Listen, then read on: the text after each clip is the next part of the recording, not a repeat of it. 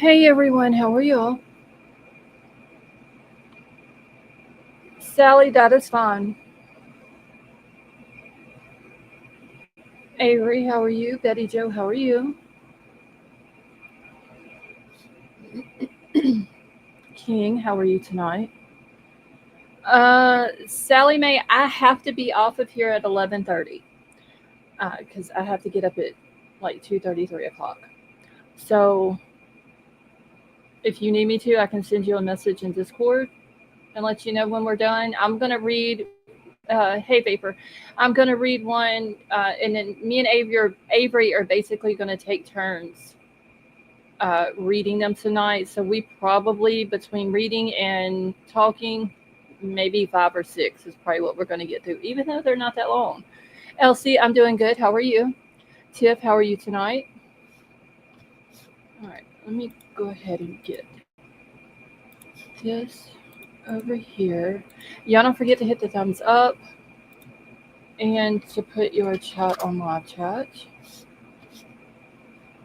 Okay, let me get over to the right documents. I will go ahead and say this real quick. There are some that are graphic. Hey Courtney, how are you? Tiff, I'm doing good, thank you.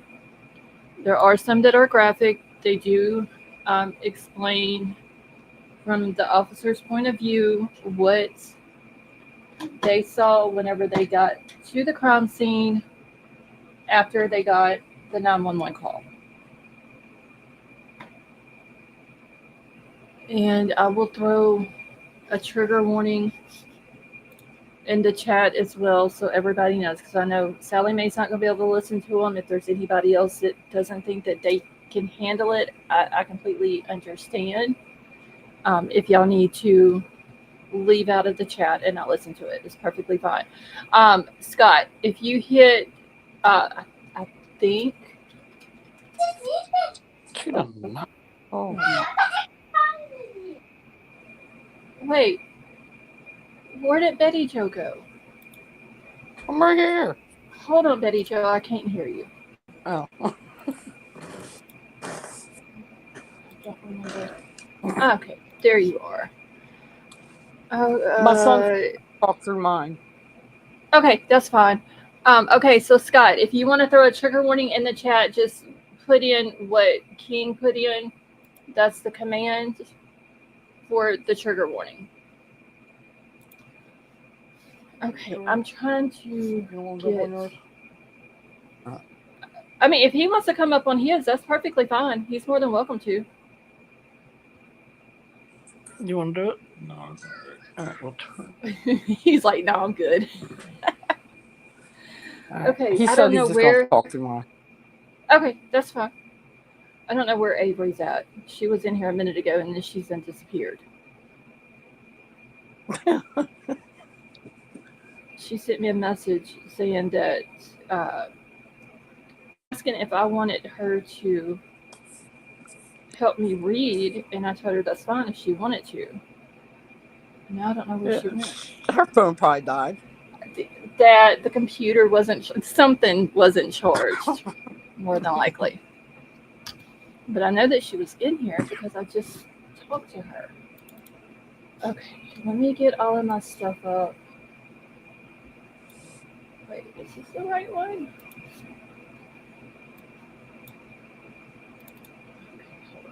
And I also will say that there is a lot of redaction. Yes. A lot of you saw that too, Betty Joe. Yeah. Um, Mostly names, addresses, phone numbers, details with cell phones are redacted. They did leave the first name or the first initial of the first name and the last name for the people's names that were redacted. So as I'm reading it, if you just hear me say initials, that's the reason. Right. Okay. Oh wait, there's Avery. Okay, Avery, you here? Yeah, can you hear me okay? Yes. Hi, everybody. Well, Yeah, give me just a second. I'm just trying to. You want to tell them your theory? I mean, y'all can read what you're reading. Well, I mean, if he's got a theory, I mean, he's Come more on, than welcome to share it. tell them what you think. Yeah, come on.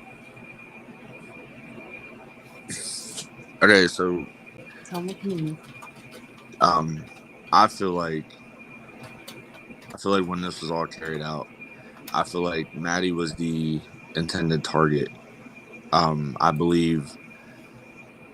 I believe he watched these kids as they went about their normal daily lives. I feel like he knew that Kaylee had moved out. I feel like he knew that Ethan would be there sometimes, but I don't think he knew he was going to be there that night. Um, I feel like the things that he had looked up about taking advantage of somebody while they're sleeping or while they've been drugged or while they're intoxicated. Um, I believe his sole intent was to not just unalive her, but I feel like he was going in with the intent to SA Maddie. Mm-hmm.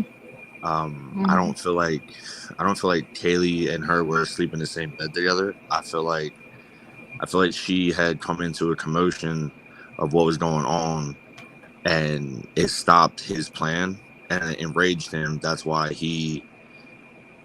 she was so viciously attacked.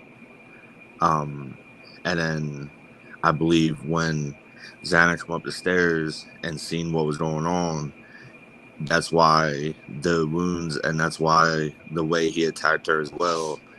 It was like they foiled his plan of what he was going to do to Maddie. That's why both of them received the more vicious side of the attack than the other two. Right. I mean, it Um, makes sense that And it happened like that. and then so also when Kaylee's dad had come out and said what was done to his daughter, um, I honestly, I personally feel like that he may have used brass knuckles. Granted, we know the style of the K bar and how the handle is, but me personally, I feel like with the bruising that was around her mouth and everything like that, I feel like it was a possibility that brass knuckles were used. Just going by off of what her dad had said, like the bruising around her mouth and the marks that were left. I feel like it was not so much that it was like the K bar that he had used to cause the bruising, but I really do feel like that brass knuckles were used to cause the damage to her face. And so today I was watching Ashley Banfield, and she had Steve on a phone call. He had called in the middle of her recording, and he was explaining. And this I had heard about the injuries around her mouth, but I didn't know that it was just basically bruising, and I never thought about the brass knucks. That never crossed my mind. Yeah, because he had said around her mouth, it was kind of like if you press your knuckles against something for a long period of time to leave an indentation. He Mm-hmm. said it was kind of like that across her mouth, and the only thing I could think of with that is like this guy has used brass knuckles, and also that's also what would have caused the damage to her face, because he had said that she was like he was hitting her in the face along with you know like blunt force trauma to the top of her head. So it's one of the things where if you think about it, it's in order to cause that much damage to a specific part of the body, like the nose. Um, her dad had said that her teeth were knocked out. Yes. It takes a lot of force. To where if you do it without the brass knuckles, you're going to run the risk of possibly breaking knuckles. Because bone is a hard structure. That he's not a big guy. Granted, adrenaline rushing, but it's not. You're still going to run the risk of breaking something in the hand. That's why I say I feel like brass knuckles were used to cause that much damage to that poor girl's face. Or the back of the knife. But I feel like the only reason why Kaylee and Xana received the more vicious side of this is because they interrupted his intent. They interrupted what he solely wanted to do. Right. Like They were said, kind of. And I forgot the word that I was going to use the other night that I didn't want to use, and I think Betty Jo was the one that said basically collateral damage at the wrong place at the wrong time. At the wrong time. Yep. Todd, you should look in the mirror. Oh, Bubbles. Look in the mirror. oh man, take this. No. But yeah, so I'm sorry. Go ahead. So when they did the autopsy report and it come back that the 3 girls had received lacerations to the lung and the artery under the left clavicle, as any regular human, you wouldn't know to okay, so if I place this if I place this blow here, then it'll incapacitate them. Mm-hmm. He studied this. Like he studied that. He studied where the artery was under the left clavicle. You know, he didn't just go in and it wasn't just like, oh well, I'm just gonna go in and you know, multiple times use this knife. No, like it was thought out. Right. Like he knew what he was going to do when he went in the house. Exactly. Like if it got to that point, he already knew. And as one of the things, it's like all three girls, it was the same thing. It was to the left lung, it was the clavicle, it was the artery.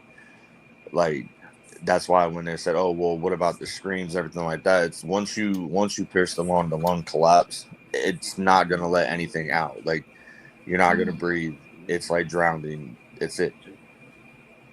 Right. So he put the time and the effort in to study this. I can agree with that.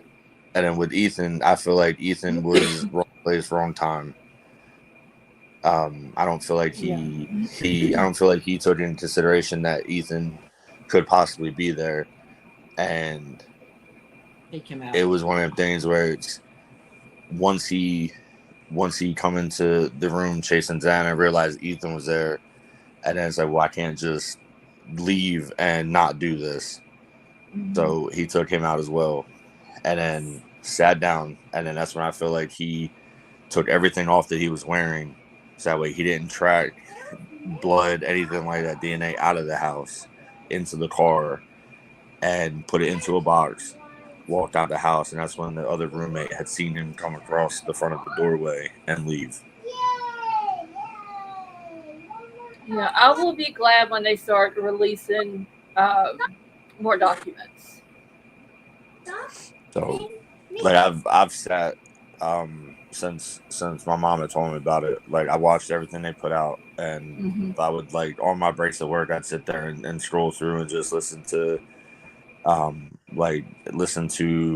everything that's been released. And since they've released some of the things from the gag order, just gone through and put together like my thought on the whole process and everything. Mm-hmm. Yeah, see, I told Betty Jo you should have been in here with us the whole time that we've been talking about this case for 2.5 years. Me and my sister sat like with mom and going over different things and different videos and have like pulled stuff apart, and like I've said, like I always thought he was guilty, but I've also had my suspicions on. I feel like there's more to it than what we know, Right. and I feel like there's others that could possibly be involved in this. But I also, like I said, I still do feel like 110%. Like there's no doubt in my mind that he didn't do The this. roommate was not involved, son.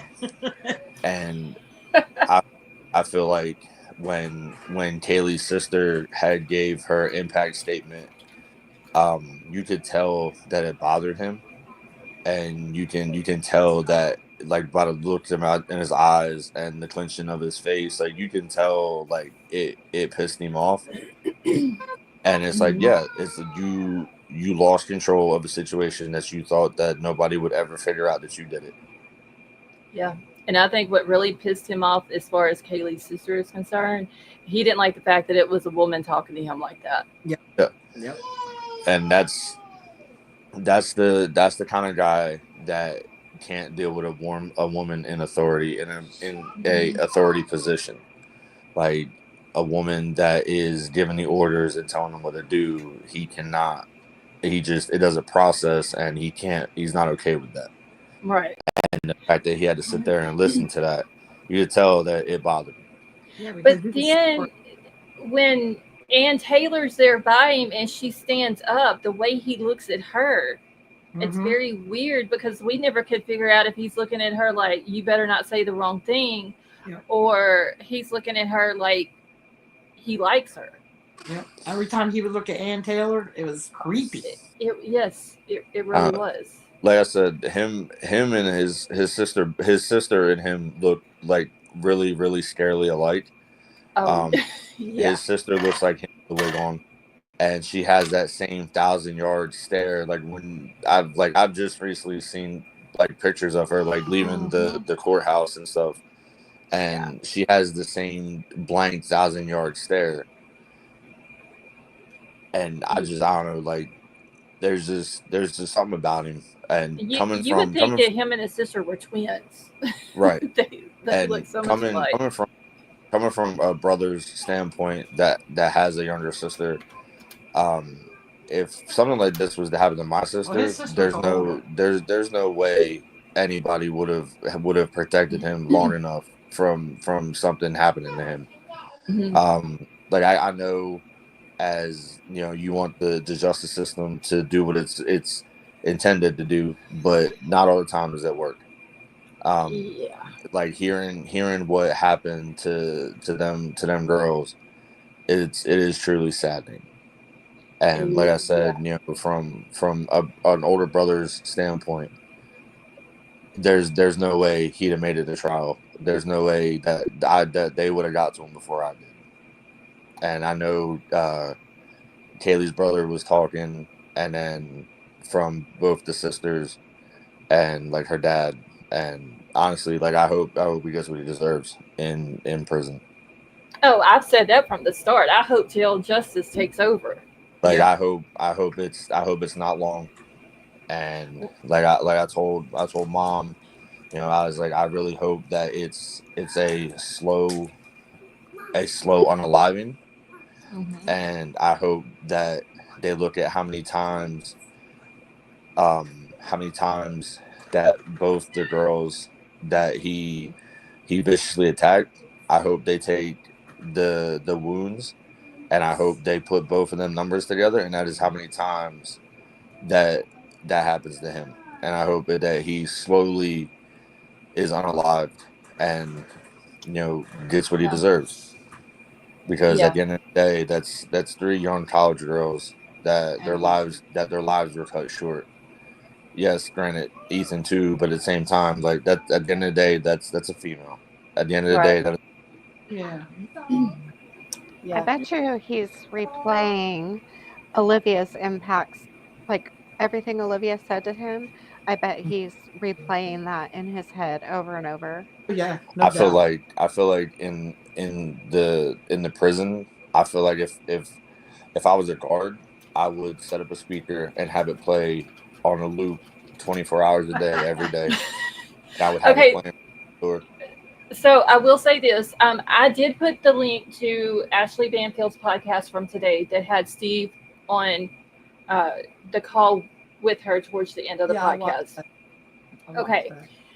So when Steve gets off the phone, she stops recording and she talks to him for a few minutes off record. And she comes back on and she says that Steve had found out, and this is not verbatim what Ashley said, but y'all can go back and listen to it. Steve told her that he had found out that apparently the guards at the prison where Bryan was sent to Wednesday, that they saw him come in. They know exactly who he is. They have their eye on him. And there was some other things that she said after that. I don't remember exactly what they were, but basically there are going to be some inmates that are going to be waiting for him, is the way I took it. So Well, y'all go watch it something- if y'all haven't seen it, and y'all let me know how y'all take that.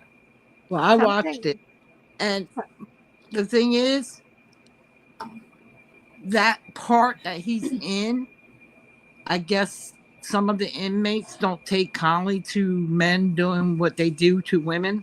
So Good. there's I come across it on TikTok, and the guy that's talking, he was in that same prison, and where they have him at now, he said it holds about 500 inmates, and these are like the worst of the worst. These are guys that have either unalived other cellmates, have unalived officers, and he says when people go in, he's like they know who you are when you go in. They know the crime that you've been convicted of, and he's like, and when it comes to the unaliving of women, especially young women that haven't even been over the age of 21, he is like, you are automatically given the green light. When you come in, they are given the green light to do whatever they have to do to you. And then he's like, a lot of times you'll have families that will reach out, and it'll start off as, just conversation back and forth. And then it's, it transpires into, hey, if you're compensated this way, can this happen? Mm-hmm.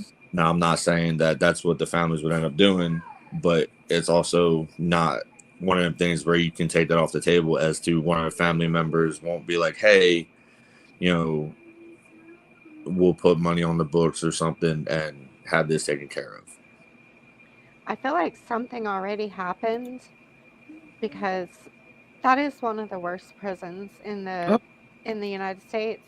But yesterday, first I got a text from VineLink saying that he had been processed into the prison, and then I don't know how many hours it was later, VineLink sent out another text saying that they had received a records report or a report, something, but it didn't say what. So something happened. I don't know if maybe he's in the hospital or something. Never know. Honestly, I don't care what he gets. Yeah. If he gets jumped by 100 different inmates at one time, I don't care. I don't care if he personally gets to know the broom handle and or the mop handle. Same thing with Cockroach. I've said that about him. I don't care. He deserves everything he's going to get. Yep. King. I don't feel like they should have taken the death penalty off the table, regardless don't of either. pleading guilty. I don't feel like it's fair that you allow him to plead guilty and he is spared when he didn't spare them kids. Exactly. I feel like that should have been taken off the table. I feel like you should have left it on there. I feel like you should have given him death by firing squad. I don't feel like he should have been. I don't feel like he should have been spared. I feel like you given him life in prison. I feel like he took the easy way out. And in prison, like there was another thing that I seen to where it's he can have access to like kind of like an iPad for emails and stuff like that.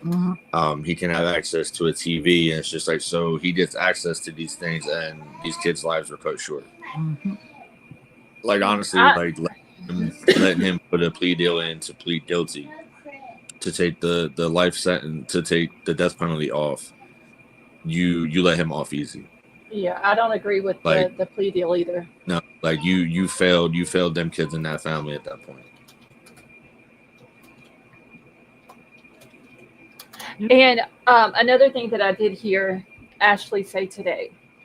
So we know that Maddie's family was basically they were okay with the plea deal or whatever. Yeah. Well, whenever it came out, the condition. Hey, Jeremy, how are you? The condition that Kaylee was in and how they described in those reports, the police reports, how her face was disfigured. Mm-hmm. Karen, which is Maddie's mom, Right. told Steve and Christy, if I would have known that that's the condition that Kaylee was in, I would not have been okay with the plea deal. Oh, But wow. And yeah, that's what I think a lot of them wouldn't have been okay with the plea deal if they known the whole Pacific. right. Well, see, that's what Steve said. What happened was because they wasn't telling them everything, Right. they were basically playing them against each other, playing the families against each other. So Mm-hmm. because they knew that if Karen or Maddie's family would have found that out, they would not have been okay with the plea deal, and that would have been more against the prosecution, and Yep. and going against it and being like, no, we don't want the plea deal, and the Yep. prosecution knew that, and that's how Steve explained it. That basically what they did is they played the families against each other Yep. by not giving all that information out. And I know also Steve said he was very upset that the media and everybody else was able to get these records before the families were. Yeah. See, that's what irritates me about these court systems and these police officers. They let the media have it first. No, it should be always the families first. Yes, they should have. That should have been a common courtesy to say, okay, yes, we will be releasing the documents. We're going to go ahead and give them to the families if they want them. Obviously, of course we know that the Gonzalez family did want them. They want to know everything, and I don't blame them. Right. But that should have been a courtesy to the families to have that option whether to get them or not get them before the media and the public got them. Yeah. I always think the families should have the choice first. If they want them, they want them. If they don't, then okay. But the families always should come first. Right. But if you want to go ahead and read. Okay, yeah, let me. Okay, so Avery, I'm And going to start out with the first one. King, I just answered you back. I'm gonna Okay, let me be frank with you. We are fixed. Me and Avery are about to read some of these documents real quick. If you're still in here when we're done, then I will throw the link out for you. Commander, how are you? And like I said, Avery, I don't know if you were in here whenever I said this, but I do have to be off of here by 11:30. Yeah. Okay, just because I have to get up about 3:34, basically whatever time I wake up between 3 and 4. Yeah. Okay. That's fine. All right. All Well, right. I'm gonna mute. I'm gonna mute while you read them. Okay. All right. So let me grab this first one. So you're starting with 51. 51. I ain't read none of them yet. I mean, wait a minute. No, I'm starting on the file that has 1 through 50.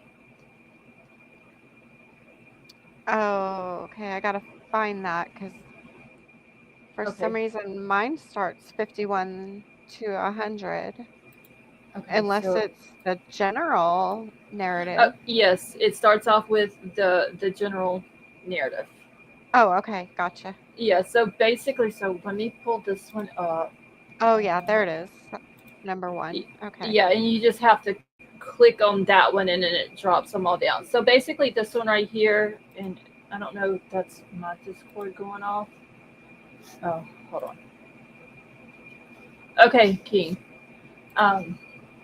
You'll have to excuse me. I've got 10 million things going on behind the scenes over here.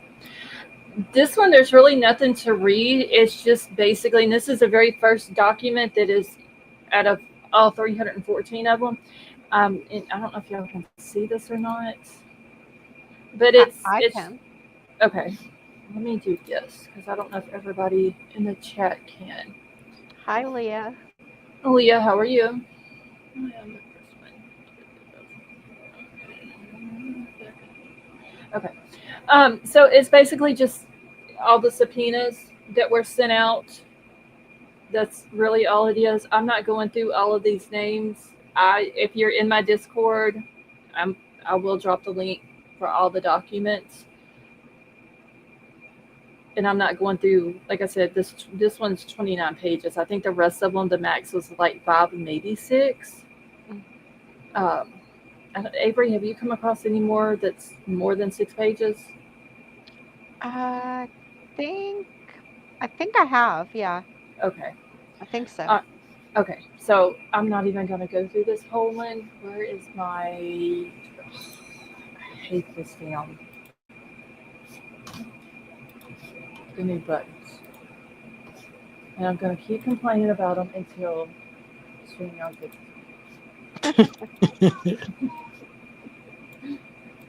Okay. Now, let me get this one pulled up. And y'all will have to bear with me on reading. Haven't done this in a while, y'all. It's been a couple of years.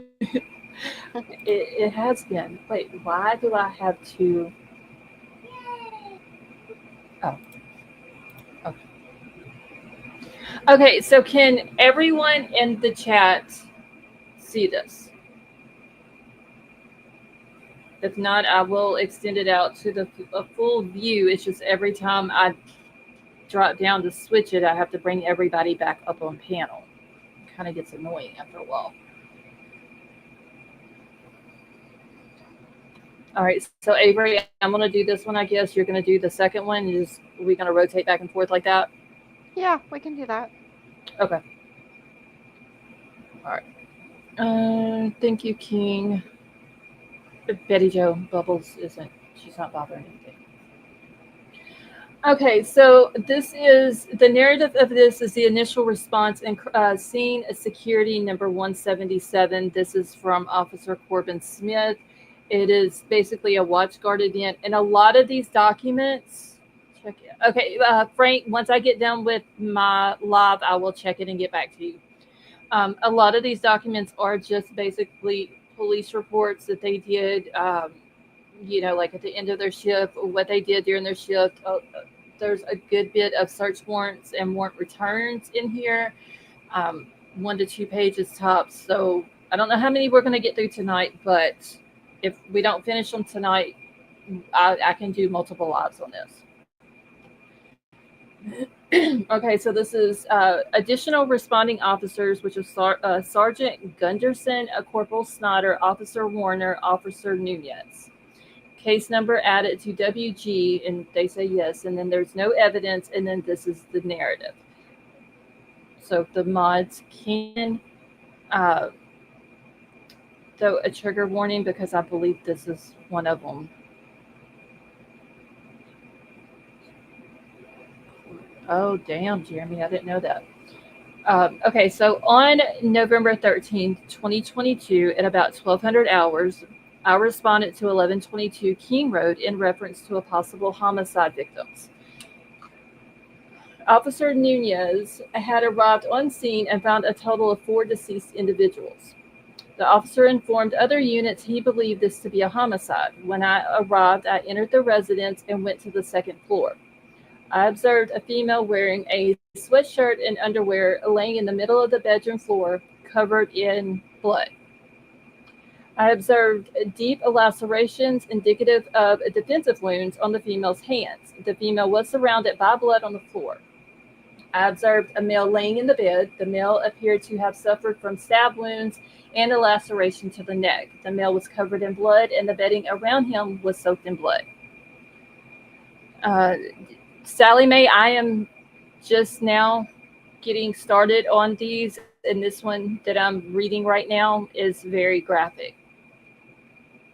Just to Sally let you know. can't. She can't hear us. She's muted. Oh, okay. Or she Okay. has us muted. Okay. All right.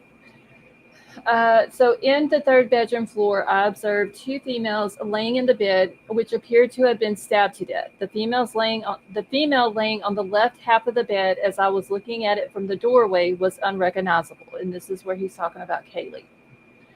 Her face was completely disfigured and was stabbed several times. I was unable to comprehend exactly what I was looking at while trying to discern the natures of the injuries. The second female on the right half of the bed had multiple stab wounds. The comforter was soaked in blood and a pool of blood was still present. I was assigned to hold security at the rear slider door. This was the alleged point of entry of the suspect. I observed very large footprints in the snow. I used a tape measure and the shoe size measured approximately 13.5 to 14 inches. The footsteps went to and from the rear slider door. I observed the trail of footsteps head away from the slider, then turn right around the stump in the backyard and lead towards the front of the house. I observed a set of small handprints on the window to the east of the slider. The screen to this window appeared damaged and was laying on the ground. I located smudged fingerprints on the glass slider door. There was a discarded black backpack in the backyard. I photographed these items and attached them to the case. I maintained rear security until I was relieved by Officer Warner. The only person to enter from this point was Captain Lanier at about 15:27 hours. Says other none, I certify or declare under penalty of perjury pursuant to the law of the state of Idaho that the foregoing is true and correct. This was done Sunday, November the 13th. All of these documents are going to have that same exact thing at the bottom of it where they're, under the penalty of perjury and all this. So I'm not going to read that, Avery. You don't have to read that either. Okay. Because, like I said, it has it on all of them. So, Yeah. all right. So let me get this one down and let me grab number 2.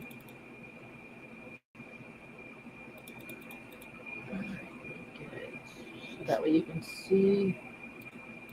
I just do not like how they took my words off of my stuff on here, y'all. Okay, can you see that? Yeah. Okay. Okay. This one is done by Officer Eric Warner. And it's watch guard event, felony events, evidence none, and narrative. And this was done also on the 13th at 4. Well, I missed that part. Okay, so narrative. On 11/13/22 at approximately 11:58 hours, I responded to a report of an unconscious person at 1122 King Road. Dispatch advised a female was passed out from intoxication and not waking up. Dispatch advised there was a male seen in the room with a female last night. A short time later, dispatch advised the female was not conscious and not breathing. As I arrived, Officer Nunez advised over the air it appeared to be a homicide. I saw a small group of females outside the home in the parking lot. One female advised their roommate was on the second floor and needed help. I went to Officer Nunez's location at the west bedroom on the second floor and passed a male in the living room identified as Hunter Johnson. Officer Nunez advised the female and a male in the bedroom had blood on them and appeared to be beyond help. I walked out of the bedroom toward Hunter and saw a clean steak knife on a beer pong table. I pointed out the knife to Nunez. Hunter said he got the steak knife from the kitchen because when he arrived and saw the female on the bedroom floor covered in blood and did not know if there was anyone else present in the room, he said he checked the room with the knife for protection. Officer Nunez and I walked to the first floor entrance with Hunter. I asked the females and Hunter if there was anyone else in the apartment, and they did not know. I told Officer Nunez the home was not secure, and we started the process of clearing it. On the third floor, in the southeast bedroom, I saw 2 clothed females laying on, and then if you could scroll down, laying on a bed on their backs who appeared deceased.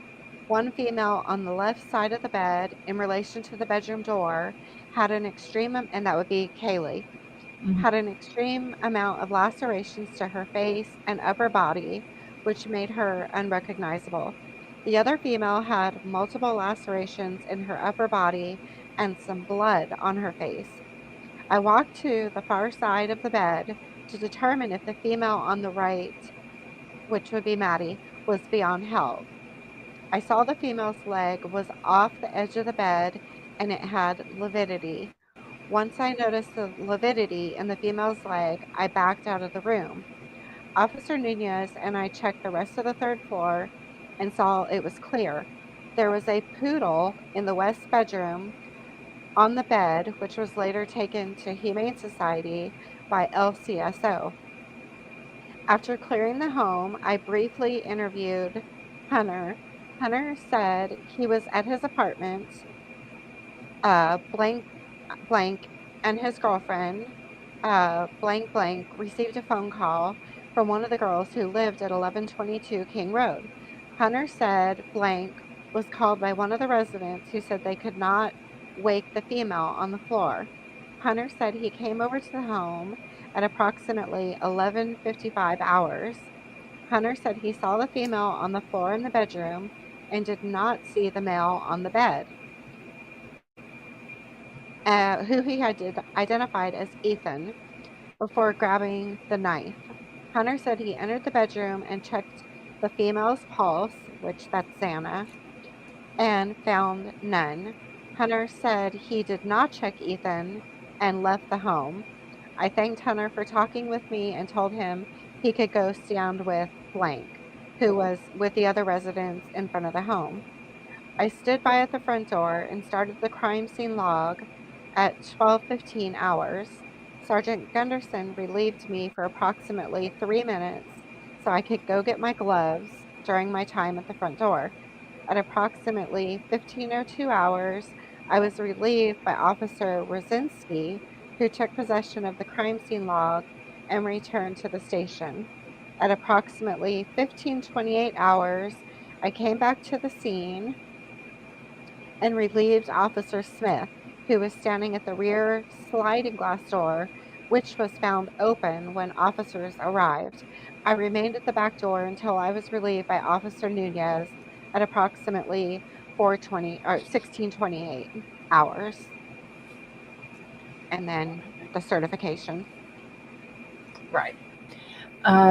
Yeah, King. The dog that they were talking about was Murphy. Yeah, Poor little thing. I know it. Hi, Tech Death. I was not paying attention. Tech Death, how are you? If anybody else came in, I am sorry. I was not looking at the chat so I could keep up with um, I think what Avery was reading. the only other we got Jeremy and Leah. Yeah, I said hi to all of And them because yeah, Jeremy had said that Christy had gotten a threatening text message by someone who claimed to be sitting near her in court. yeah, I saw that. That's crazy. That's crazy. They All need right. to leave them alone. Well, it's just people being assholes. That's all it is. Yeah, yeah. Okay. All right. Let me get this third one pulled up here now.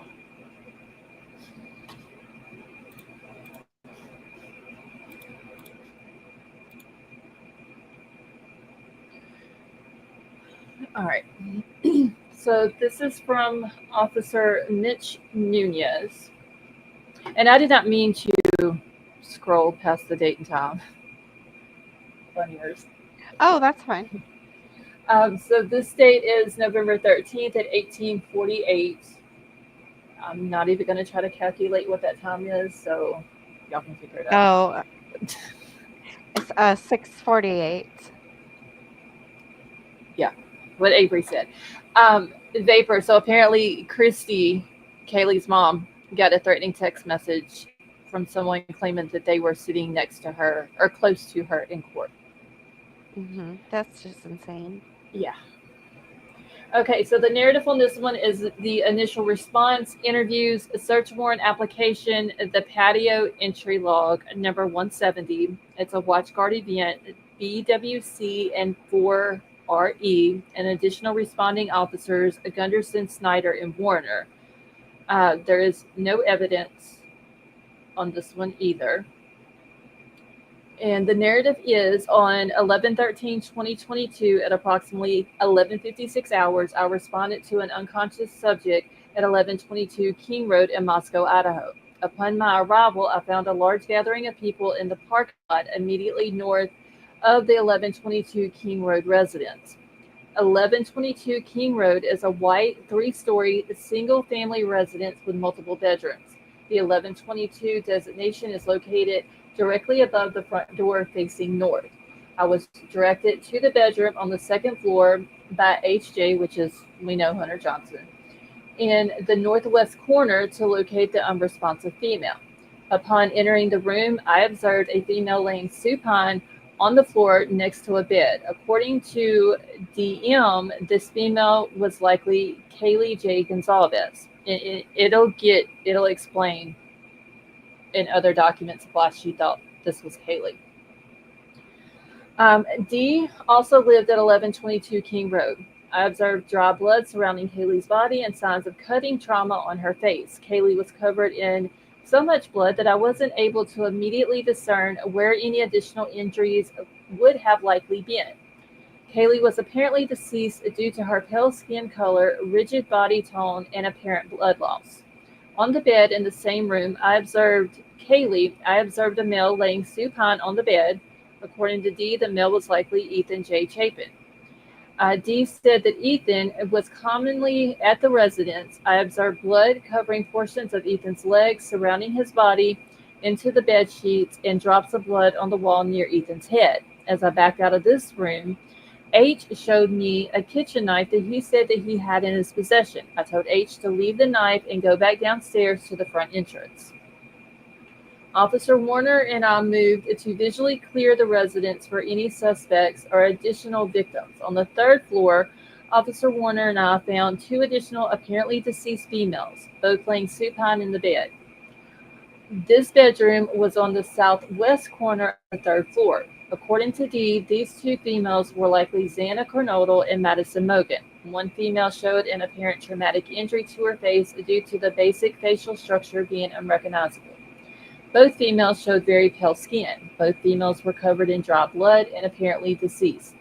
After the residence was deemed safe, Officer Warner and I exited the residence to secure it and the immediate area, to include the parking lot immediately to the north of the residence. I walked outside and began interviewing D.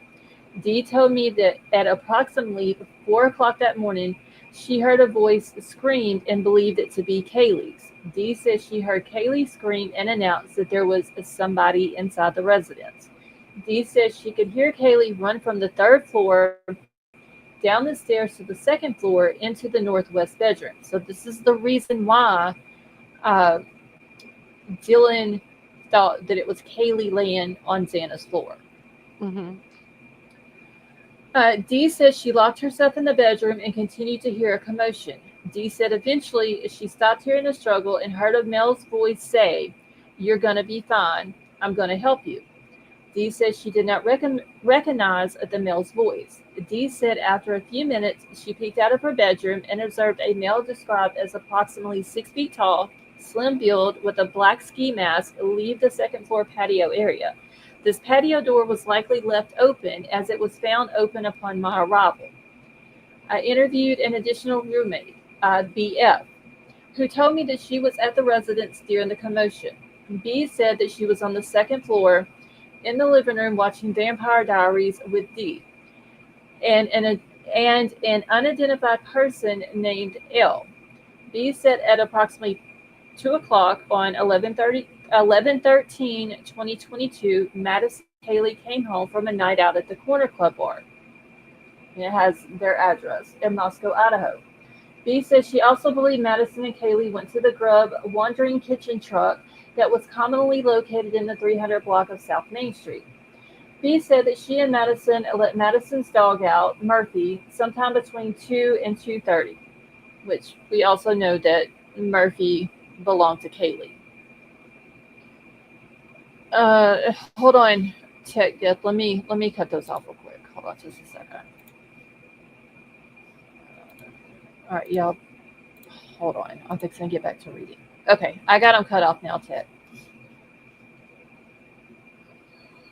Okay, so B said during this time she observed no suspicious activity.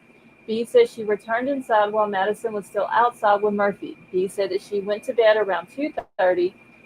B said that Madison came into her bedroom sometime after 2:30 to ask if she knew where Murphy was. B said she told Madison no, and Madison left. B says she woke up in her bedroom, which was located on the first floor, to the sound she described as a firecracker and a flash. B said that she initially thought the sound was a prank. According to B, phone logs she showed me, B called Xana at 4:21, Ethan at 4:22, Madison at 4:22, Madison again at 4:30, and then Kaylee at 4:31. B says she never received an answer on each of the phone calls.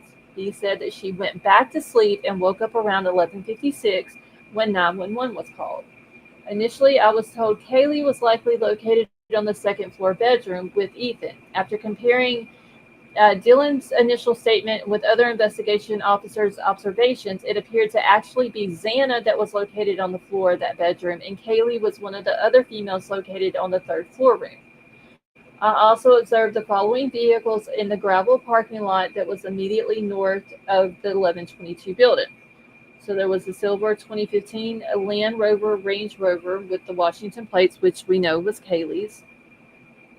The blue 2010 Honda Civic with the Arizona plates, we know that was Anna's. The white 2014 Chevrolet Cruze was Maddie's. And then the red 2011 Jeep Wrangler Unlimited, which was Ethan and Hunter's.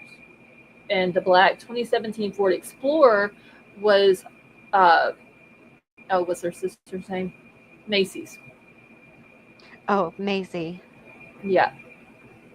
Yeah. I was originally assigned to identify all the people in the area. However, I was reassigned by Sergeant Gunderson to begin a search warrant application process. I provided the above information in the search warrant application. At approximately 16:28 hours, I returned to 1122 Keene Road to assist with securing the southwest patio entrance. I took responsibility from Officer Warner in documenting who entered and exited the residence. I provided this documentation on a notepad and maintained a log until I was relieved by Officer Morris at approximately 1750 hours. The following information is the rear patio entry log from 1517 hours until 2115 hours. In southwest corner patio entry log 11/13/2022, Officer Smith recording entry. At 1517, Captain Lanier went in. At 1520, Officer Warner arrived to relieve Officer Smith. 1628, Officer Nunez arrived to relieve Officer Warner. 1709, Sergeant Gunderson entered. 1709, Sergeant Gunderson exited. 1710, Corporal Payne, Officer Smith, ISP Detective Talbot, Prosecutor Ashley Jennings exited. 1711, Corporal Payne, Officer Smith, ISP Detective Talbot, Prosecutor Ashley Jennings entered. 1748, Officer Morris relieved Officer Nunez. And at 2115, Officer Morris relieved. Patio door was locked and sealed. And that was the end of the entry log. That's so that was the patio door. Okay, Yeah. so the front doors, they probably took the victims out the front door. I would think so. Okay. I mean, we don't know because there's no video of them, which is fine. Like, we didn't need to see that anyway. Oh yeah. I had just seen where Vapor had commented that maybe we'll finally know the time that they were what he said if they're logging people in and out, maybe we will finally find out when the bodies were removed from the house. So maybe so. Yeah, I have not gotten through. Well, I've gotten through like 1 through 50. I think I'm on like 72 now, just reading through them. So eventually that could come up on those tops. Okay. Oh Lord, I almost hit the camera, but y'all, I am just over here just pushing stuff I shouldn't be pushing on. I just read King Scarlet's comment and I read it wrong. Wait, okay, leave them on loss. I enjoy them. Pretty sure I just got psychologically profiled by a toothpaste ad. I thought it said psychologically probed. And I was like, but and then I just seen toothpaste. I don't know what I was thinking. I was Yeah, like, what? you see how that works because you see now how I feel whenever I see a word and I get it completely mixed up. Yeah. You know, like kitchen and chicken.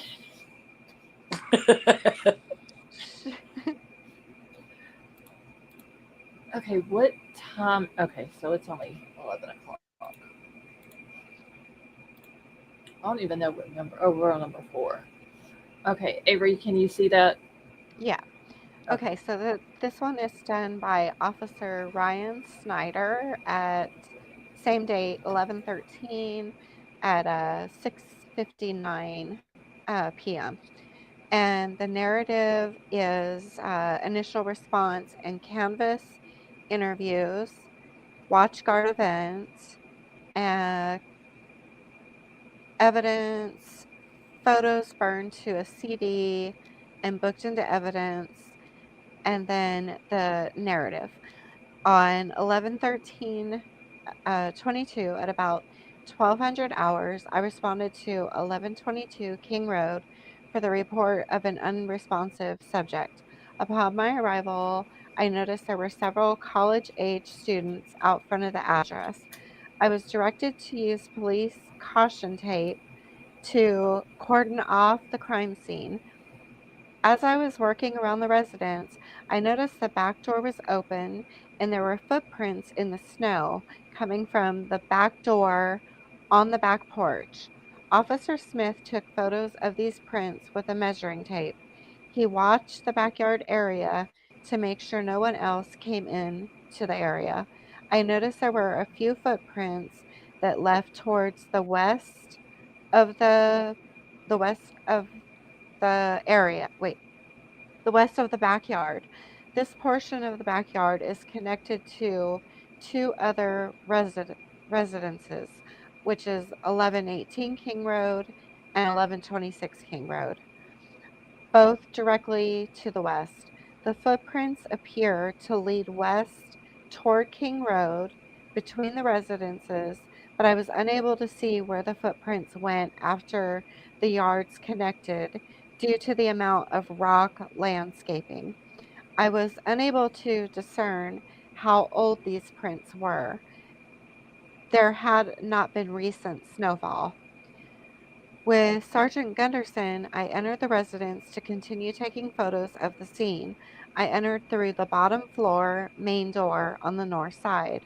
I took photographs of the rooms and living rooms of the residence. The photos were downloaded onto a CD and booked into evidence. The photos were labeled in this report with a brief description of each photo. As I was down the road as I was down the road of the address near King Road and Queen Road intersection, I was approached by a college-age male who identified himself as That's gonna be Jay. Jack. Jack. He Yeah. informed me he lived at blank King Road, apartment blank. He stated his ex girlfriend lived upstairs at 1122 King Road and they shared a dog that was there. Can you still? Okay. That was there currently.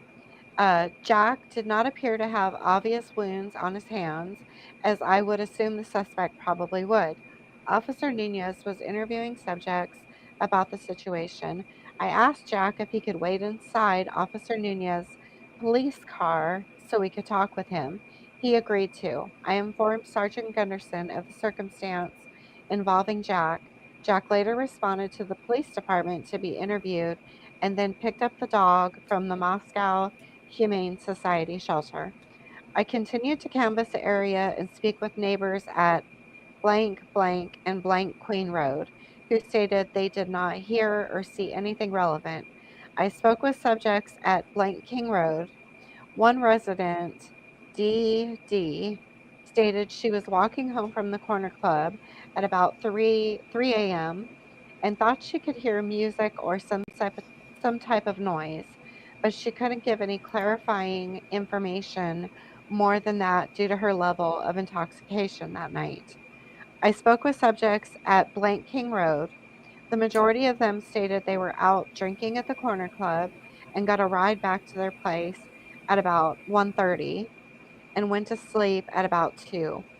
They did not hear anything out of the ordinary. Blank King Road blank resident, so that's an apartment, uh, BP stated that about 400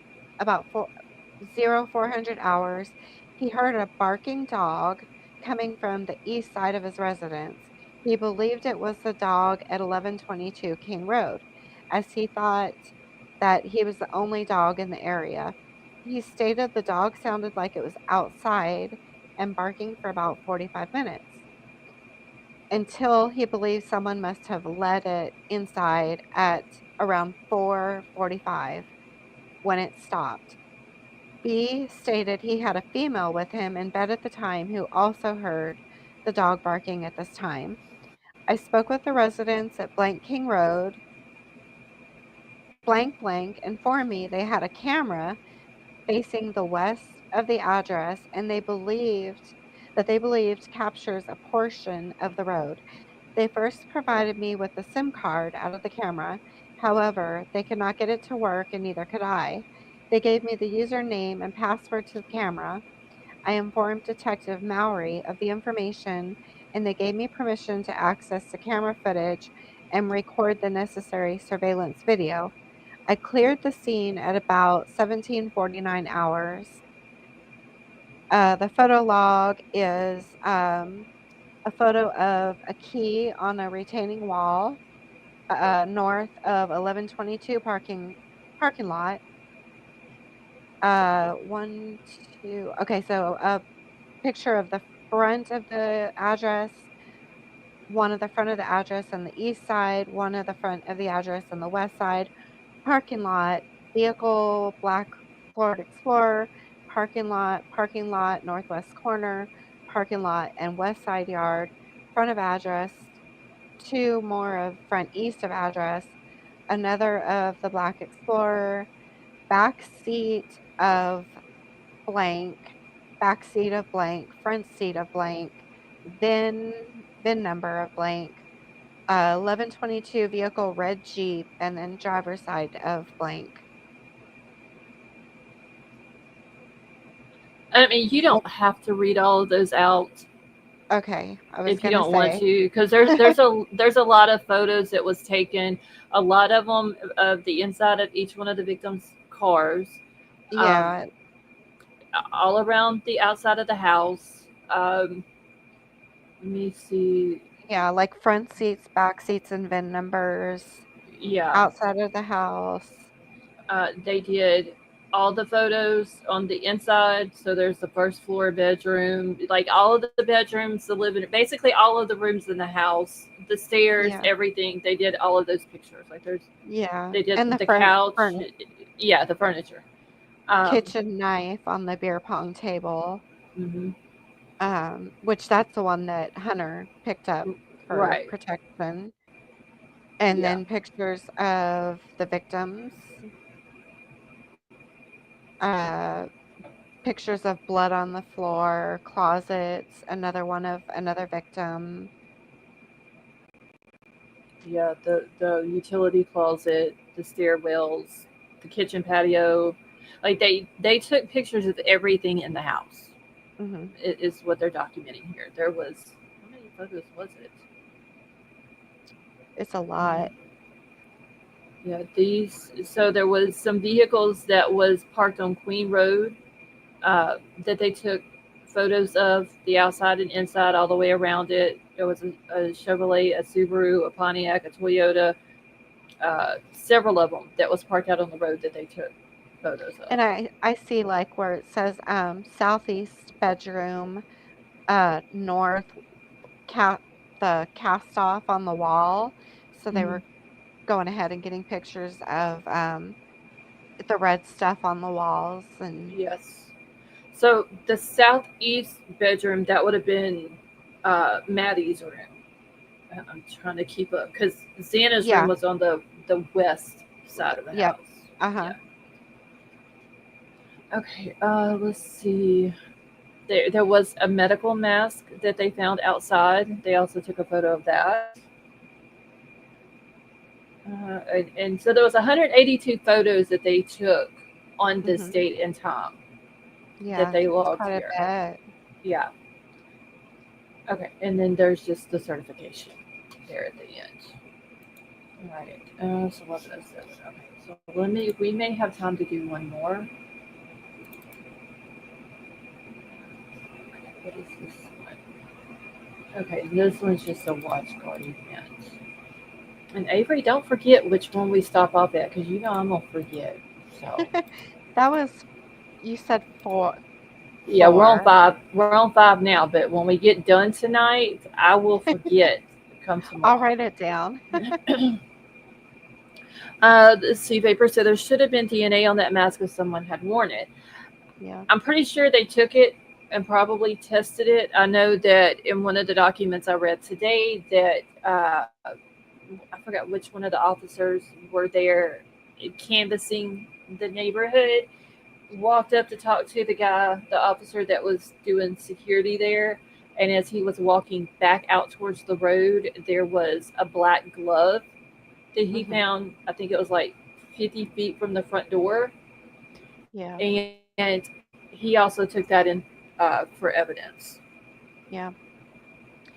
And a black backpack in the backyard.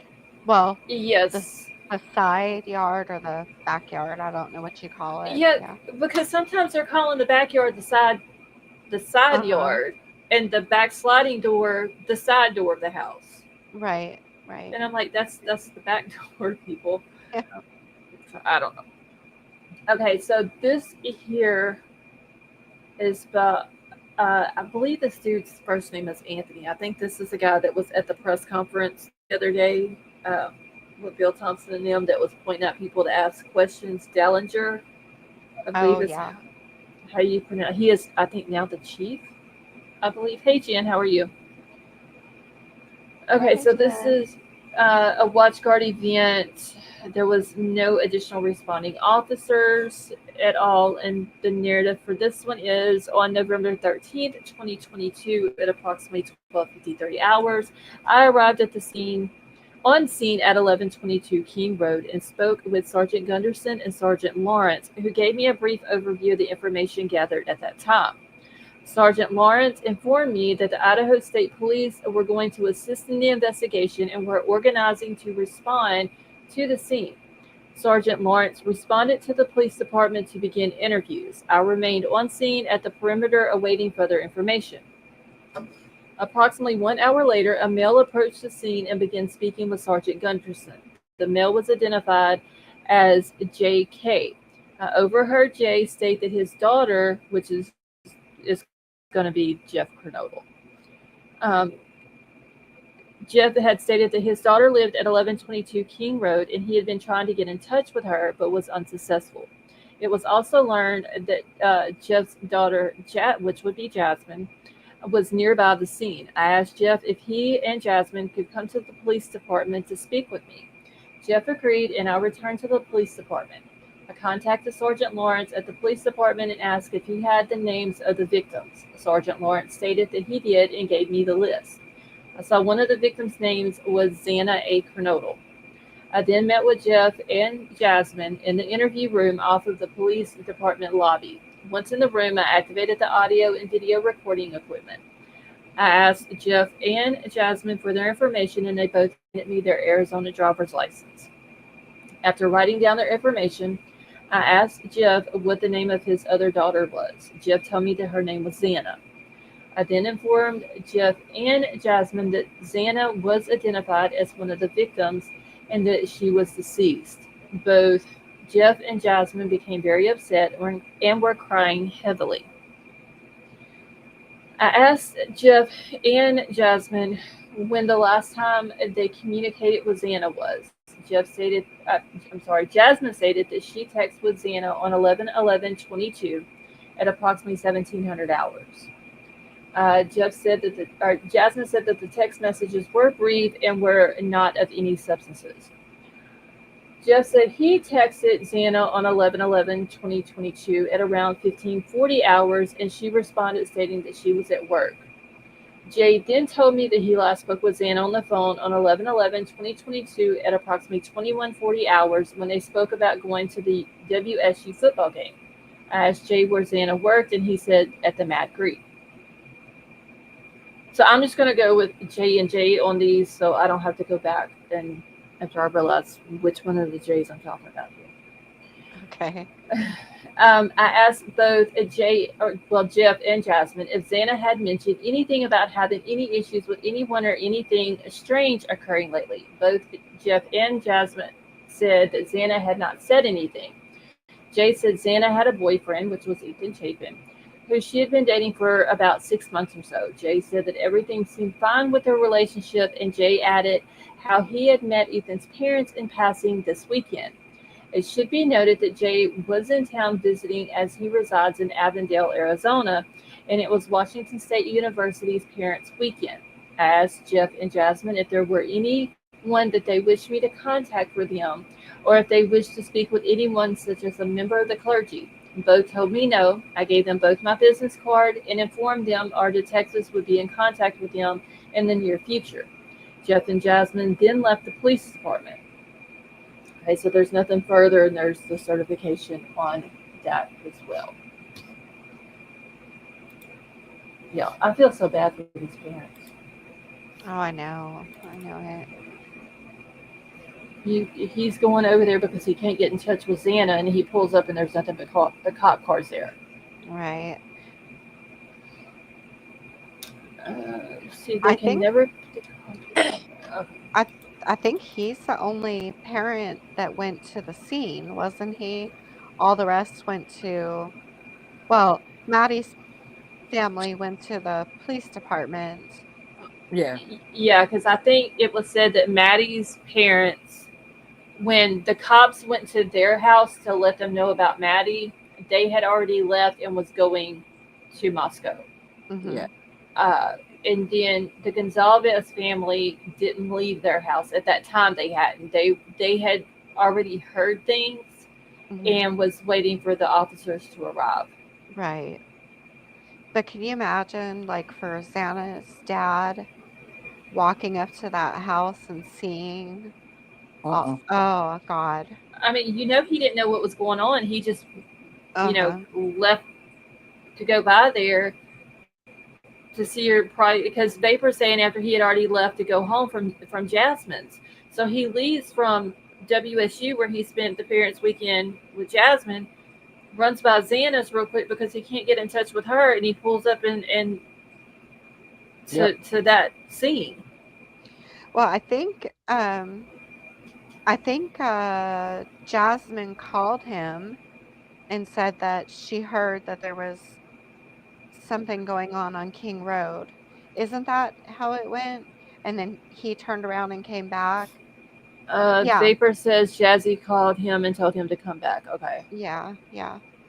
Wow. He's in the cut. Daddy said. Okay. So Avery, it's your turn, right? Yeah. Okay. I And think we you're got. on 6. Okay. We'll do this one, and then we'll finish them out tomorrow night, and we'll just talk for the rest of the time. Wise it's not pulling up. There it goes. Okay. Let me go look here. Okay. Go ahead. Okay. So this one is done by Officer Morris on the 14th. So this one's actually the day after. Evidence not applicable, narrative. On 11/13/22, at around 1300 hours, I was advised by Captain Barrett to respond to work due to a homicide investigation. I was told to remain available for calls for service. At around 1630 hours, I relieved Officer Rosinski on the north side of 1122 King Road. I was stationed for scene security and helped keep a log of who entered and exited the crime scene. Officer Smith entered at 1700 hours and exited at 1725 hours. ISP Talbot entered at 1700 hours and left at 1740 hours. Corporal Payne entered at 1700 hours, exited at 1723 hours. PA Jennings entered at 1703 hours and exited at 1723. ISP Jake entered at 1725 and left at 1738 hours. ISP Gideon entered at 1725 hours, exited at 1739. Sergeant Blaker entered at 1728 hours, exited at 1740. Corporal Payne entered at 1728 hours, exited at 1738. Officer Stirk relieved me from the north side of the residence, and I went to the south side to relieve Officer Nunez at around 1800 hours. I stood at the rear of the residence for scene security. I assisted Sergeant Blaker in putting evidence tape on the sliding glass door on the south side of the residence. The south side of the residence. That's wrong. The tape was to ensure no persons tried to access the scene overnight. I No, that would be returned right. the south What side. the sliding glass door? Isn't it on the west side? No, the sliding glass door is on the south side. The front door that goes into the first floor is on the north side. Because Xana's room is on the west side and Maddie's room is on the east. Oh, I'm thinking it's on the side of the house, not in the back. That's because But that's how Thompson explained it in court, that oh, okay, it's the gotcha. side door. Yeah. Okay. The tape was to ensure no persons tried to access the scene overnight. I returned to the north side of the residence for the remainder of the night. Once ISP and investigators made their final walkthrough, the residence was secured at 2344 hours. Officer Rosendale relieved me and I cleared. I don't know what NFI is. And then the certifications. No further information, maybe? Maybe, yeah. I don't know. I'm just throwing that out Yeah, there. that could be. Okay. Let me see what the next one is and how long it is. Because I've got 12 minutes. Oh, damn. Is it a long one? It's 2 pages long, but do you know how much can be said in 2 minutes? Or, I'm sorry, two pages? Yeah. Hmm. What number is it? 7. Okay. Let me get a sticky note. I need a new pen. Yeah, I gotta go tomorrow and buy some new pens. I'm almost out. Oh, yeah, that is a long one. Yeah. It's only 2 pages, but there's a lot of words on them 2 pages. Yeah. Okay, so we'll pick up. So you start reading on Number 7. Don't lose that sticky note. I'm gonna put it at the bottom of my monitor.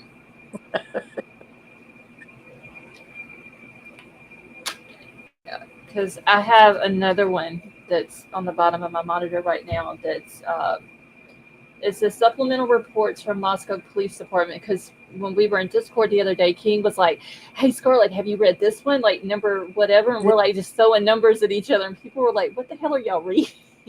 Oh, I know. So Yeah. I have 132, 42, 51, 194, and 246. Well, how That- many? Where's she reading all lottery numbers? How many actual pages are there? Because I downloaded it all to So my far. Wait, actual pages or actual documents? actual documents that they've released. 314. Yeah. Okay. Yeah, it's a lot.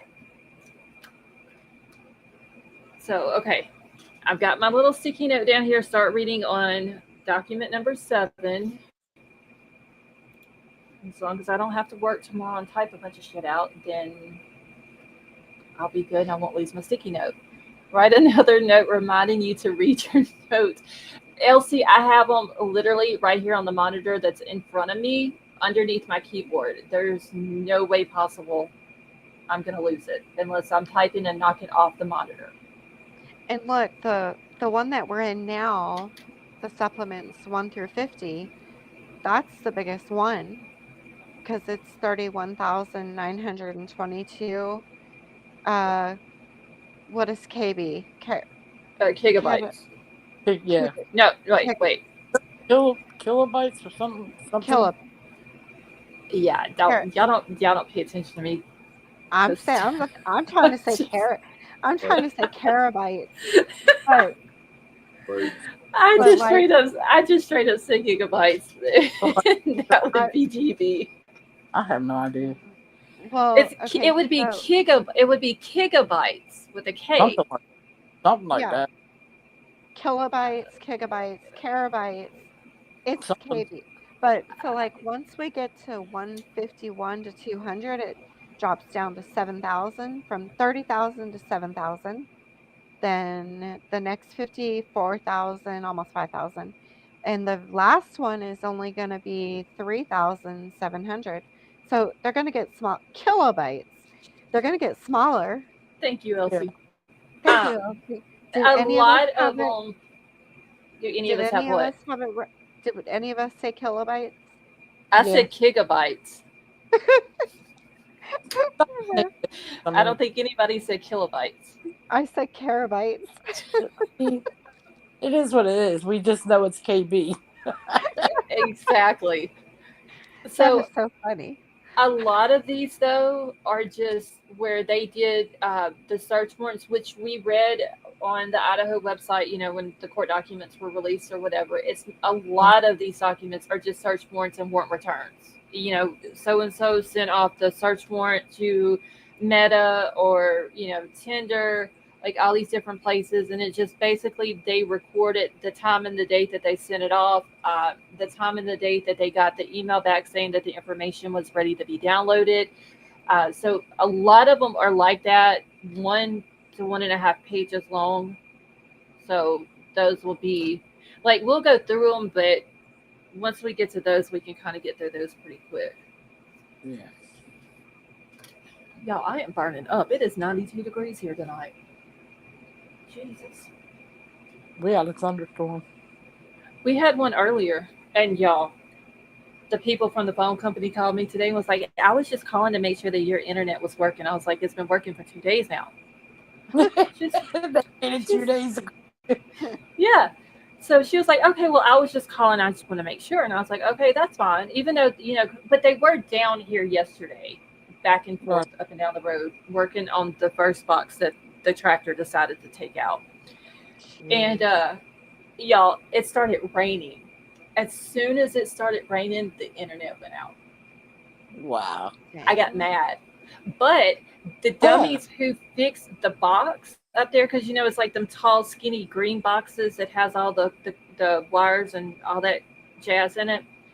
When the tractor hit it, he demolished it. And so now whenever they put it back together, they just put wire nuts on all the ends of the wires and kind of wired everything back together, but they didn't put a box over it. So of course it was out in the rain today.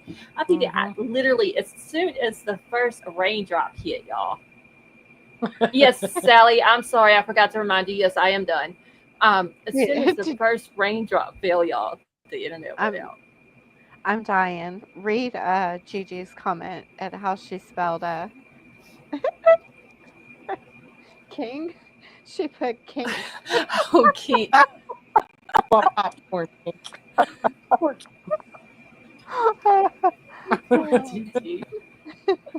Gigi said, oops.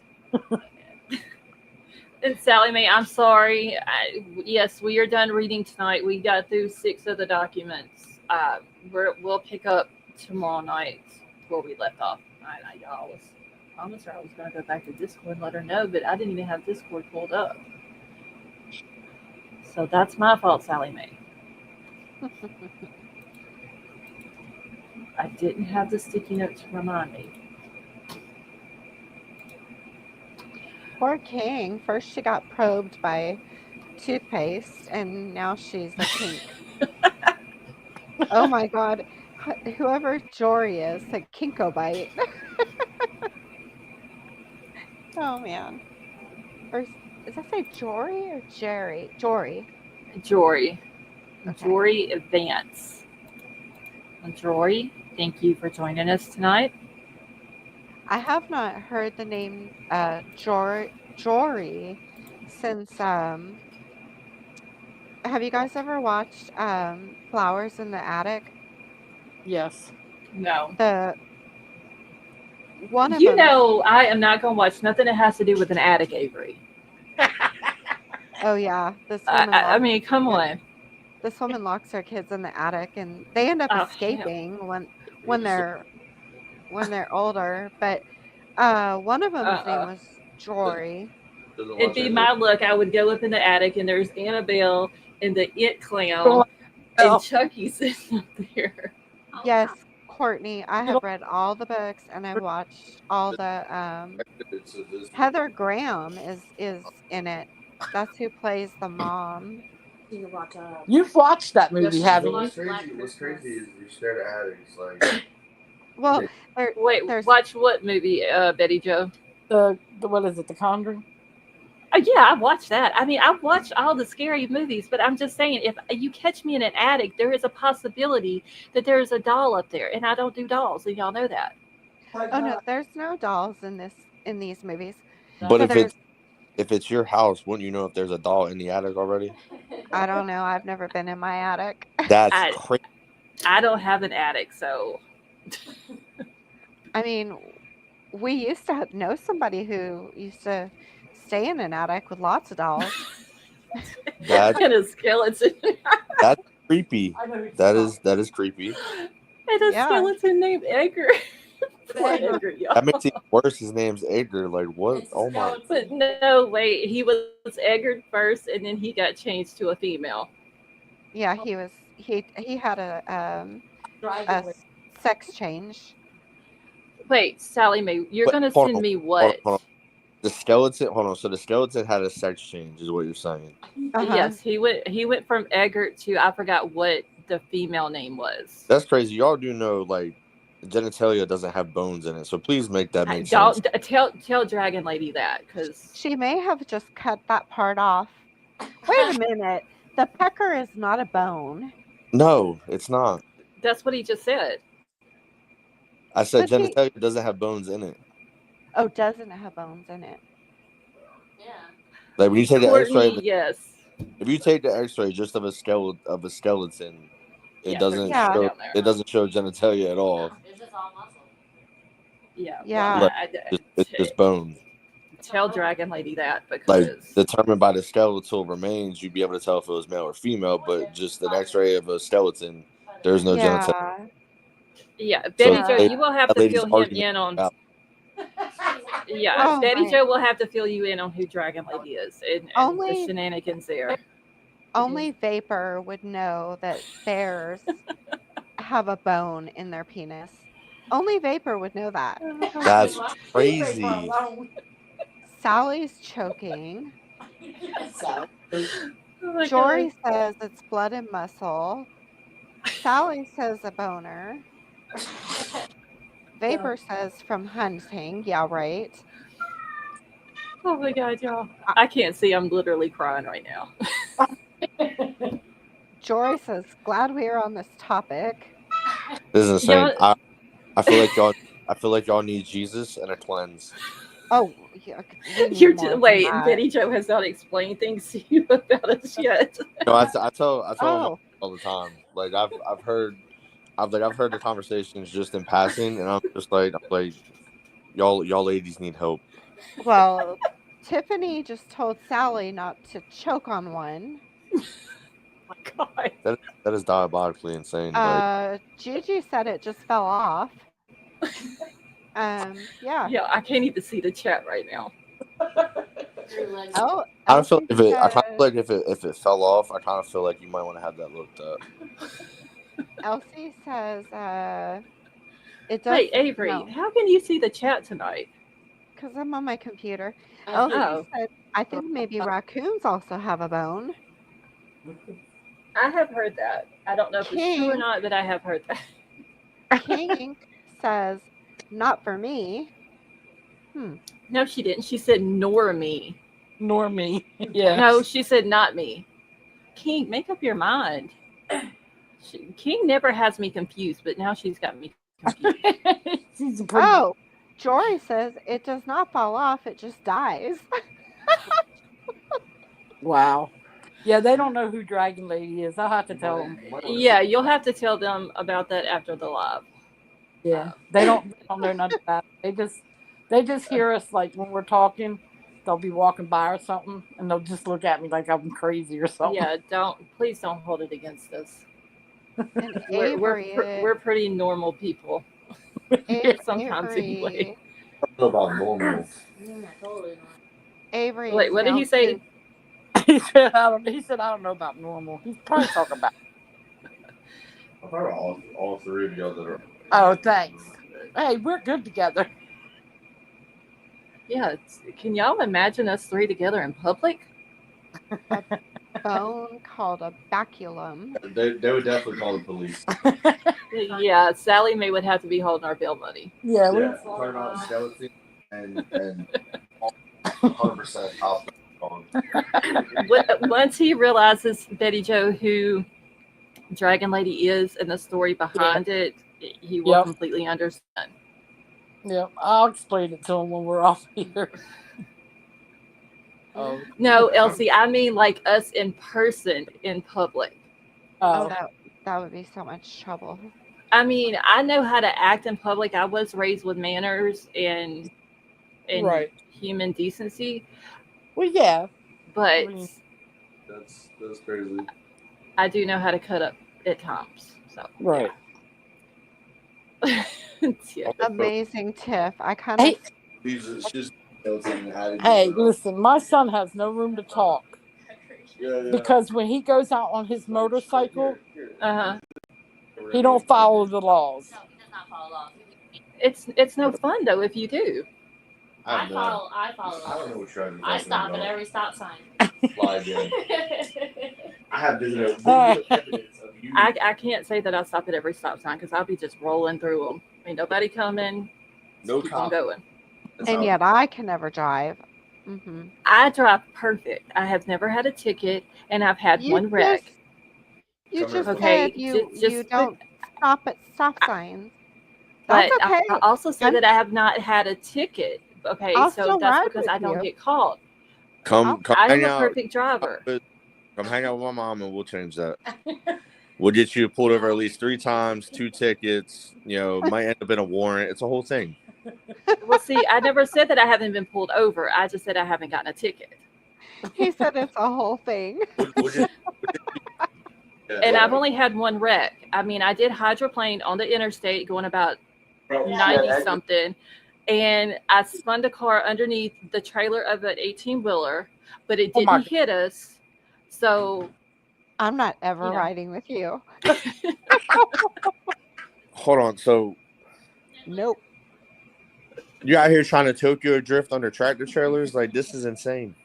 No, see, what had happened was I was going from point A to point B, and I was told that I needed to get from point A to point B in a certain amount of time. So I start to go around the 18-wheeler, and I hit water, and I hydroplaned, and I went into a spin. Was Edgar present? Was Edgar present during this? No, you don't own Edgar. I kind of feel like he should have been in the car with you. Edgar is driving. No, I don't own Edgar. That is an insult. Betty Joe, he just insulted me. I know. Stop that. It's not an insult. Yes, it was. Yes, it is. You don't. I will let it slide because you don't understand. I kind of want to find it now too. No, you don't. Trust me. That's crazy. Elsie, no, it wasn't a challenge. I was trying So to get somewhere before something closed, and Oh, that's Jesus. when it happened. So, yeah. Hmm. Never riding with you. Even the oh shit handle is not going to help me. I am a perfect driver. Oh, yeah, I Okay. can tell. I really am. Oh, we have a new member. Oh, shit. Wait, I can't catch it. Jory. Jory, thank you so Jory. much for becoming a member, and welcome to the family.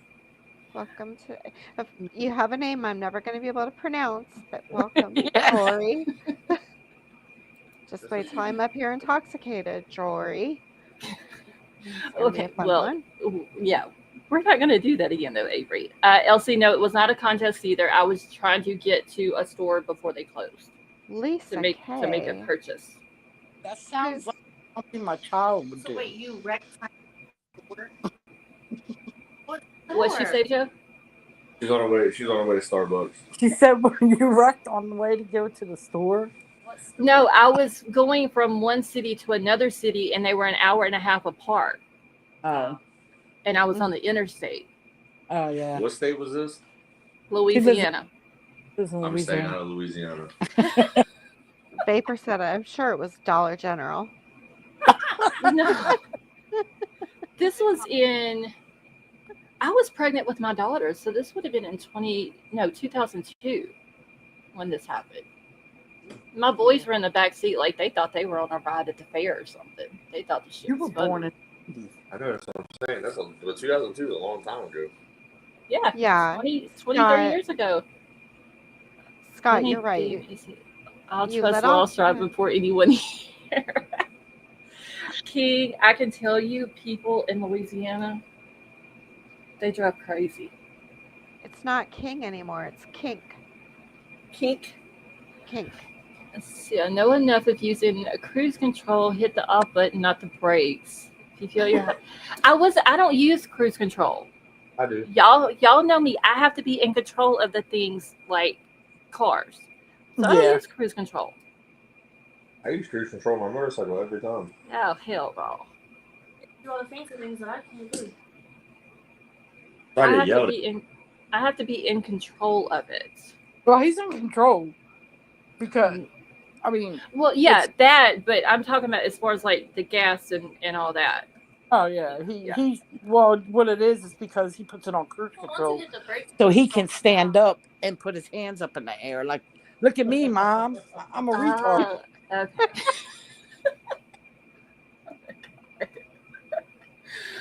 Oh, I yell at him every time he posts the videos. I yell at him. Oh, that sounds like me and my daughter. Yeah, I'm like, can you please sit down? Like the one video he put on his YouTube. He's going down the highway, touching the side of a Mack truck. Oh, I'd have beat his butt. I would have had a fit. I'll do it. I mean, I have a fit with my daughter's driving, and I pray every time I get in the car with her before we go anywhere. I mean, just imagine on a motorcycle. I have a couple videos of touching the side of the tractor trailer going down the highway. Oh my goodness. Yeah, so y'all know why I have so much gray hair. Are you trying to die? No, look. He just so casually said no. Hey, how many times you wrecked? I'm a paid actor. Okay? Oh, you're paying money. Yeah. Oh, he must be on that show Jackass. How many times you wrecked? 4? Yeah. He's already wrecked 4 of them. Oh Lord. Broke his back. Oh my God, Jory. I was in the back seat. I got cigarette ashes falling on my face from the mom driving and listening to Alanis Morissette. Yeah. Oh yes, let me put this out there real quick for anybody who is a member in here, and if you are not in my Discord, send me an email. What is my command for my email, y'all? Email. I think this is what it is. Send me an email. Make sure to put your YouTube chat name in somewhere in there so I know that it is you, and then I will send you the invite link.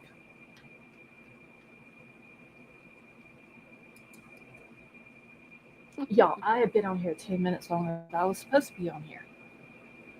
Are you am I still on here? Oh yeah. Oh, wait. Why am I the only one up here? Yeah, I well, thought Yeah. I threw myself off. I told y'all it's the StreamYard thingy when they did all the updates and the new. Yeah, see, you heard them complaining about it over in the experts tonight, Avery. I'm not the only one who's been complaining about it. Yeah, but in all fairness, the expert is kind of a whiner. Oh, But it wasn't just him though. It was the other dude too that was talking about it. That they took all the words off and now they have pictures, and that does us no good. no. It's So, easier for me. I well, don't when know. they have a plus sign for me to share my screen, I don't think that reminds me to add people to the or to invite people to the panel. That's not for me to That's share my true. screen. That's true. Hey, So, because that's Yeah. they got pictures right here which they had the microphone and the camera picture. mhm. Now they have an arrow pointing to the side. Oh yeah, that one throws you out of Yeah, the studio. I I'll found get. that out one night too. Yep. And then they got the three dots where the comments are, which it said comments before. And then they have a picture of the back chat with the little box. Yeah. Well, see, I'm like from Wait, my what? King? computer, it looks different. King. Wait, why did Agerby? Huh? Agrovary. Just say my name. She must be talking about you, Avery. Am I not allowed to say her name? I don't even. I remember you saying her name, but I don't remember what it was about. I don't know. I don't know if she's talking about that or talking to Vapor. I don't either. That's I what I don't know get for what. not paying attention to the chat. I don't know what. I know you said her name a few minutes ago. Yeah, because you read a comment or something. Yeah, I think it has something to No, do with you said her name. I said no. It's not King anymore. It's Kink. Because Oh yeah, that's what Okay, that might have been it. else who was it? Gigi called her that. Okay, Kink. that might have been it. We'll go with that. yeah. I'll agree with you. All right. Well, since you got to go, I'm gonna jump down. Okay, yeah, I need to get to bed and try to get a few hours of sleep anyway. So, Kinko bites. All right, you guys. Good night. all right. Well, thank you all for coming up. Betty Jo, thank your son for joining us tonight. And anytime that either one of them want to come up here, they're more than welcome to. Okay. All right. Good night. All right, night. all right. Y'all have a good night. You too. All right, y'all. I'm about to get out of here. Thank you so much for coming and hanging out while we were reading through these. I will be back tomorrow night to go through some more of them. Jory, thank you so much for becoming a member. And like I said, if you want to join the Discord or anybody else who's a member and who wants to join the Discord, send me an email. But I do love you all. Courtney, I hope you have a wonderful night. Vapor, have a wonderful night. I love you all, and I will talk with you all later.